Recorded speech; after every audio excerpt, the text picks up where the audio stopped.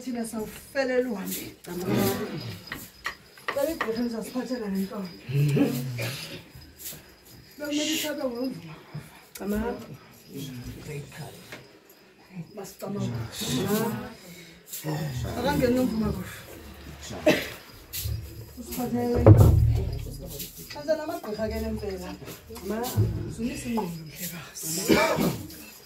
Ukuwa ukuphakama kwalento lokuxhomekeke ezandleni. Bastama. Uzawusikisa. Usiphakela ukutya kumnandi. Okumnasa sasikutya simanye sisithi. Asiphakela ukutya sathanda kusa. Bele sihleke. Sabika ngomama namandla mhlekazi. Isiqalo salapha kule nkundla ke thina siyasazi umuntu wenza njani. Xa sithi umuntu makasiphathele intombi. Beli kodwa ngasekhaya. Ngilahlekisi ngoba kuba kuqasha lemdala. Amagu. Ngithi xa kufuneka usibhekile ndinxuse ngochosi makasi. Ngithi bakapha ukuthi kuthiwa 1 2 3 4 5. Wena uzawulungisa lento bengiyenza. Uyaziyo. Emambondweni. Kaphinde manje. Yinike ngokuva.